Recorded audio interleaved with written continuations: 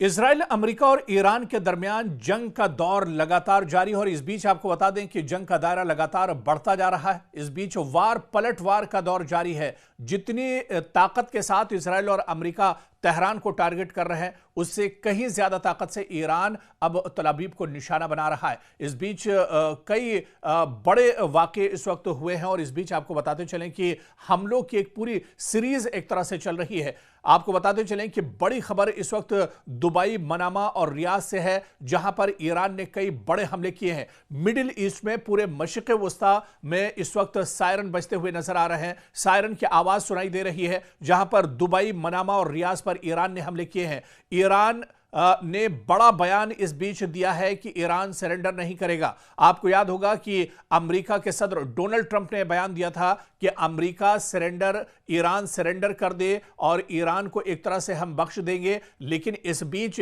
Iran के leadership की तरफ से यह बड़ा बयान आया है। ईरान ने कहा है कि ईरान सरेंडर नहीं करेगा। और इस बीच आपको बता दें कि ईरान ने आगे यह भी कहा है कि या तो ये जंग हम जीतेंगे या हम शहीद हो जाएंगे। यह दरअसल बड़ा और बेबाक बयान ईरान की तरफ से आया है। ईरान ने कहा है कि या तो इस जंग में हम शहीद हो जाएंगे या फिर इस जंग में हम फतेह हासिल करेंगे। और इस बीच आपको बता दें कि इजराइल की मिसाइल फैक्ट्रियों पर भी ईरान ने बड़ा हमला किया है और यह शायद पहली बार है जब इजराइल के अंदर इजराइल की जो मिसाइल फैक्ट्रियां हैं, जो असलहे के गोदाम हैं, उन्हें ईरान ने निशाना बनाया है। और इस हमले के बाद इजराइल को बहुत बड़ा झटका लगा है। अभी तक के जो मोसाद या फिर आईडीएफ के जो हेडक्वार्टर थे, उन्हें लगातार निशाना बनाया जा रहा था। लेकिन इस बीच ईरान ने बड़ा दावा किया है कि उसने इजराइल की मिसाइल फैक्ट्रियों पर बड़ा हमला किया है, जिसमें इजराइल को काफी ज्यादा नुकसान उठाना पड़ा है। इस बीच एक और बहुत बड़ी खबर आ रही है। दरअसल ईरान ने अमेरिकी थार्ड को तबाह कर दिया है। जी हां, वो भी एक दो जगह नहीं, 3 जगहों पर अमेरिकी थार्ड को ईरान ने नुकसान पहुंचाया है। आपको बताते चलें कि ईरानी फौज ने अमेरिका के मिसाइल दिफाई निजाम थार्ड को निशाना बनाया है, जिस पर अमेरिका को बहुत ज्यादा नाज था, जिस पर इजराइल को बहुत ज्यादा घमंड था। मुत्तहिदा अरब अमारात, उर्दन और कतर में वाक़ अमेरिकी रडार सिस्टम को निशाना बनाया गया है। सैटेलाइट तस्वीरों में वाज़ेह तौर पर इन तीनों ममालिक में ईरानी हमलों के नतीजे में होने वाली तबाही को दिखाया गया है। अब अमेरिकी हुकूमत के इस बयान का मफहूम वाज़ेह होता जा रहा है कि ईरान जंग खींचने वाली है, यानी ईरान की जंग अभी कुछ दिन और चल सकती है। क्योंकि जब यह जंग शुरू हुई थी, उस वक्त डोनाल्ड ट्रंप ने कहा था कि सिर्फ 1 हफ्ते या 10 दिन तक यह जंग चलेगी। लेकिन आप देख लीजिए कि 1 हफ्ता गुजर चुका है, लेकिन इजराइल और अमेरिका अभी तक ईरान को पूरी तरह से इस जंग में भेद नहीं पाए हैं। बल्कि जितनी ताकत के साथ इजराइल और अमेरिका की तरफ से ईरान पर हमले हो रहे हैं, उससे कहीं मजबूती और ताकत के साथ हमला ईरान की तरफ से लगातार इजराइल पर किया जा रहा है। पूरे इजराइल में दरअसल हाहाकार मची हुई है। पूरे इजराइल में अफरा तफरी का माहौल है। लोग डरे हुए हैं। बहुत से खानदान और फैमिलियां तो ऐसी हैं जो जेर जमीन एक तरह से पनाह लिए हुए हैं। लगातार पूरे मशरिक़ वस्ता की बात करें या सिर्फ इजराइल की बात करें, लगातार पूरे इजराइल में जो सायरन है वो बज रहा है। सायरन की आवाज यहां पर रुक नहीं रही है। काफी ज्यादा तबाही देखने को मिल रही है, क्योंकि लगातार ईरान की तरफ से ईरान के जो रॉकेट हैं, जो मिसाइल हैं, जो ड्रोन है, उनके जरिए से हमला किया जा रहा है। इस बीच इजराइल ने यह भी दावा किया है कि क्लस्टर मिसाइल से भी ईरान ने इजराइल को निशाना बनाया है। इस बीच आपको बताते चलें कि ईरान ने भी कहा है कि शाहिद मिसाइल के जरिए उसने इजराइल पर हमला किया है। खुर्रम शहर 4 मिसाइल का भी इस्तेमाल अब एक तरह से ईरान कर रहा है। यह पहली बार है जब इस जंग में लेटेस्ट हथियारों का इस्तेमाल एक तरह से ईरान कर रहा है। शुरुआत में जो हमले इजराइल और तल अवीव की तरफ से के ऊपर ईरान की तरफ से हो रहे थे, उनमें दरअसल ईरान ड्रोन या फिर जो रॉकेट है या फिर जो पुराने मिसाइल थे, उनका इस्तेमाल एक तरह से ईरान कर रहा था। लेकिन अब जिस तरह से शाहिद मिसाइल, खुर्रम शहर 4 मिसाइल का इस्तेमाल लगातार किया जा रहा है, खैबर मिसाइल का इस्तेमाल किया जा रहा है, यह दरअसल ईरान की लेटेस्ट मिसाइल है जिसका इस जंग में पहली बार ईरान ने इस्तेमाल किया है। और शाहिद मिसाइल या खुर्रमशहर 4 मिसाइल दागने के बाद इजराइल के अंदर अफरा तफरी मची हुई है। इजराइल के अंदर काफी ज्यादा डर का माहौल बना हुआ है। इजराइल के अंदर चारों तरफ एक तरह से हाहाकार मचा हुआ है। लोग दौड़ते हुए एक तरह से नजर आ रहे हैं, चीखते पुकारते हुए नजर आ रहे हैं, क्योंकि अब जो हमला हो रहा है ईरान की तरफ से, यह हमला पूरी मजबूती के साथ हो रहा है, पूरी सटीक तरीके से यह हमला दरअसल अब ईरान की तरफ से किया जा रहा है। और आपको बताते चलें कि इन हमलों के नतीजे में इजराइल के अंदर बड़े पैमाने पर एक तरह से तबाही हो रही है। चारों तरफ मलबा ही मलबा नजर आ रहा है। कई इमारतें एक तरह से जमींबोज हो गई हैं और यहां तक कि जो अंडरग्राउंड टनल्स बनाई गई हैं, जो गुफाएं बनाई गई हैं, जो सेफ रूम दरअसल जेर जमीन बनाए गए हैं, वो सेफ रूम भी या सेफ जोन भी अब एक तरह से महफूज नहीं है, क्योंकि जिस तरह से ईरान की तरफ से बड़े पैमाने पर हमला किया जा रहा है, इन हमलों में जेर जमीन रहने वाले जो लोग हैं उनको भी काफी ज्यादा नुकसान पहुंच रहा है। और इस बीच आपको बताते चलें कि ईरान पूरी मजबूती के साथ लड़ रहा है और ईरान में सिक्योरिटी काउंसिल के सेक्रेटरी अली लारिजानी ने एक्स पर दावा किया है कि मुझे इत्तला मौसूल हुई है कि मुताद्दिद अमरीकी फौजियों को ईरान की अफवाज ने कैदी बना लिया है। जी हां, यह बड़ा दावा दरअसल ईरान के बड़े लीडर अली लारिजानी की तरफ से एक्स पर बाकायदा उन्होंने लिखा है कि मुझे यह इत्तला मौसूल हुई है ईरान से कि मुताद्दिद अमरीकी जो फौजी हैं उनको ईरान की फौज ने कैदी बना लिया है और उन्हें एक तरह से यरगमाल बना लिया गया है। खुद अली लारिजानी ने एक्स पर यह बयान दिया है। और इस बीच वहीं पर ईरान के एक और बड़े leader foreign minister Abbas Araghchi के मुताबिक ईरान के इक़दामात में शिद्दत की जिम्मेदारी दरअसल अमेरिका पर आयद होगी। यानी जितनी शिद्दत के साथ ईरान पर हमला किया जाएगा, उससे कहीं ज्यादा शिद्दत पर ईरान एक तरह से इजराइल और अमेरिका को यानी दुश्मन को जवाब देगा। और ऐसे में अब्बास अराक्ची ने साफ तौर पर अलल ऐलान यह बयान दिया है। उन्होंने कहा है कि अगर ईरान को और ज्यादा मजीद या सख्त कदम उठाने पर मजबूर किया गया तो उसकी जिम्मेदारी अमेरिका और इजराइल पर एक तरह से आयद होगी। और इस बीच आप देखिए कि पूरे मशरिक़ वुस्ता में हमले रुक नहीं रहे हैं। पड़ोसी ममालिक पर दरअसल लगातार हमले हो रहे हैं, लेकिन ईरान ने एक बात यहां पर साफ कर दी है। ईरान ने कहा है कि पड़ोसी ममालिक पर हम हमले नहीं करेंगे जब तक कि वहां से कोई हमला नहीं किया जाता है। तो ईरान ने यह बात साफ कर दी है, क्योंकि ईरान ने पहले भी यह कहा था कि मशरिक़ वुस्ता में या मिडिल ईस्ट में जहां जहां पर ईरान ने हमला किया है, यह दरअसल जो मशरिक़ वुस्ता के ममालिक हैं, जो अरब ममालिक हैं, उन्हें टारगेट नहीं किया जा रहा है, बल्कि जहां पर अमेरिका की तंसीबात हैं, अमेरिका का साजो सामान है, अमेरिका की सिक्योरिटी फोर्सेस हैं, इजराइल के जो अलायंस फोर्सेस या उसके जो अलायंस ममालिक हैं, उन्हें दरअसल टारगेट किया जा रहा है। और इस बीच ईरान ने यह भी साफ कर दिया है, जब तक मशरिक़ वुस्ता का कोई मुल्क हमला ईरान पर नहीं करेगा तब तक ईरान भी कोई जवाबी कार्रवाई एक तरह से नहीं करेगा।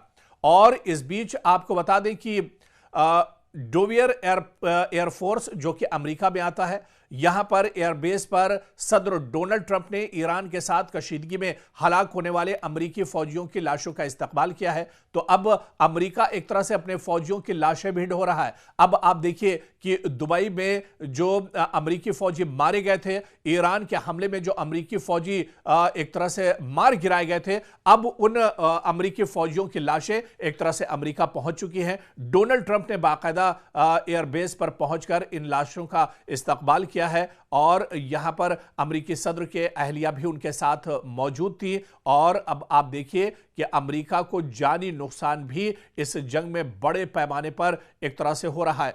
डोवियर एयरफोर्स बेस से मौसूल होने वाली तस्वीर में सदर डोनाल्ड ट्रंप को अमेरिकी परचम में लपटे ताबूतों को फौजी तैयारे से उतारते हुए फौजियों को सलाम पेश करते हुए देखा जा सकता है। तो अब अमेरिका अपने फौजियों की लाशें एक तरह से ढो रहा है। हालांकि इसकी उम्मीद अमेरिका को बिल्कुल नहीं थी और अमेरिका ये मानकर चल रहा था कि हम जैसे ही जंग शुरू करेंगे ईरान एक तरह से हथियार डाल देगा, लेकिन ईरान ने यह साफ कहा है कि वो शहीद हो जाएंगे लेकिन दुश्मन को पीठ दिखाकर या हथियार डालकर नहीं भागेंगे।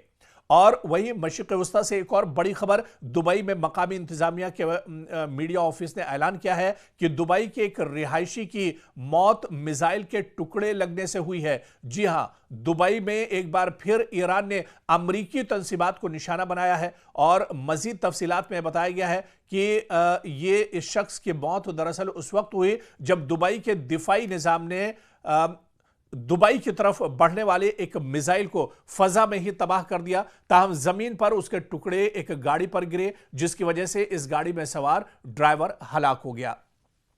तो ईरान लगातार जहां जहां मशरिक़ वस्ता में अमरीकी तंसीबात हैं उन्हें निशाना बना रहा है। दुबई में यह लेटेस्ट हमला है जो ईरान की तरफ से किया गया है। और इस बीच सऊदी अरब से भी खबर है। सऊदी अरब की वजारत दिफा की जानिब से एक ऐलान में यह दावा किया गया है कि अल खुर्ज के करीब वाक़े शहजादा सुल्तान एयरबेस की जानिब एक बैलिस्टिक मिसाइल दागा गया। ताहम यह मिसाइल एक गैर आबाद इलाके में गिरा, जिसकी वजह से एयरबेस को कोई नुकसान नहीं पहुंचा है। तो अब इस पूरी जंग की धमक एक तरह से सऊदी अरब तक भी पहुंची है। सऊदी अरब में भी जहां जहां अमरीकी तंसीबात, अमरीका के एयरबेस है, उसे लगातार ईरान नुकसान पहुंचा रहा है। और वहीं बहरीन में अमरीकी फौजी अड्डे को मिसाइलों के जरिए ईरान ने निशाना बनाया है। ईरानी फौज का दावा है कि ईरान में पासदाराने इनकलाब की जानिब से जारी बयान में कहा गया है कि उन्होंने बहरीन में वाक़े एक अमरीकी फौजी अड्डे को मिसाइलों की मदद से निशाना बनाया है। तो बहरीन में भी लगातार जहां पर अमरीकी तंसीबात हैं, अमरीकी अड्डे हैं,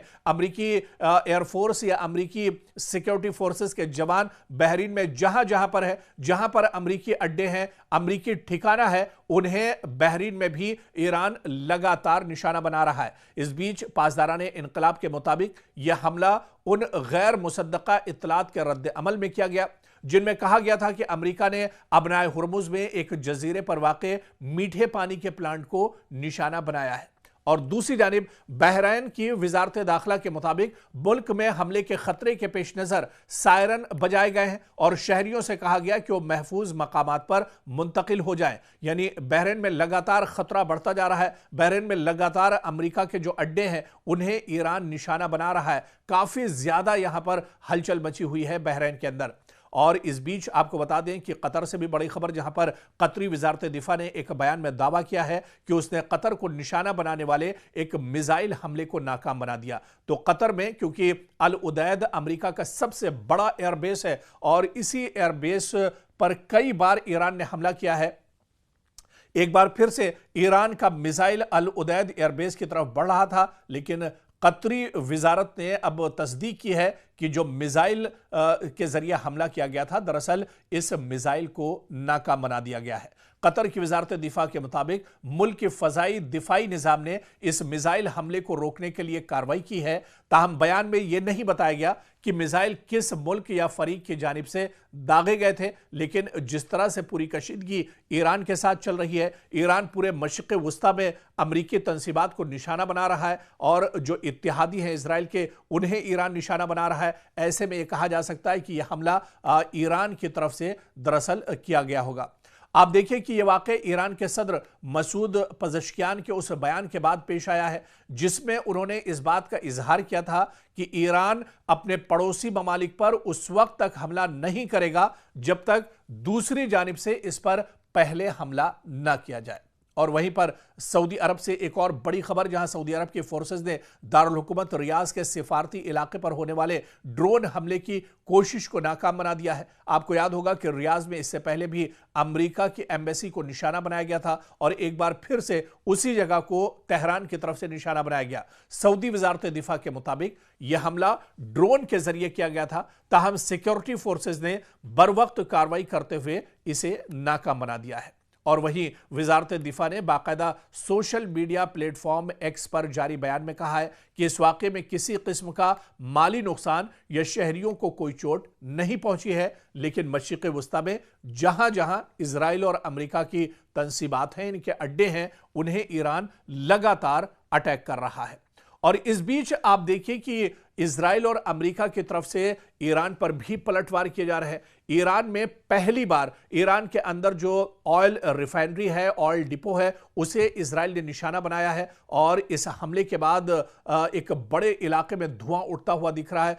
एक बड़े इलाके में भयानक आग चारों तरफ एक तरह से दिख रही है और यह शायद पहली बार है जब इजराइल या अमेरिका की तरफ से ईरान के अंदर ऑयल रिफाइनरी को नुकसान पहुंचाया गया है, क्योंकि ये इस वजह से भी जो एक्सपर्ट और माहिरीन बताते हैं कि ऑयल रिफाइनरी पर हमला करना मतलब अमेरिका और इजराइल का अपने पांव पर ही कुल्हाड़ी मारना है, क्योंकि जब से अबनाए हुर्मुज को एक तरह से ईरान ने बंद किया है उसके बाद दुनिया में पेट्रोलियम और गैस की किल्लत एक तरह से महसूस की जा रही है। तो कहीं ना कहीं ये जो कदम है वो अमेरिका और इजराइल के खिलाफ एक तरह से देखा जा रहा है। और इस बीच कुवैत से भी बड़ी खबर आई है, जहां पर कुवैत ने उसके public institution for social security पर हमले की बात कबूली है और उसने कहा है कि इस सोशल सिक्योरिटी जो इंस्टीट्यूशन है इस पर भी हमला किया गया है। बयान के मुताबिक इस हमले के नतीजे में इदारे के मरकजी इमारत को काफ़ी ज़्यादा नुकसान पहुंचा है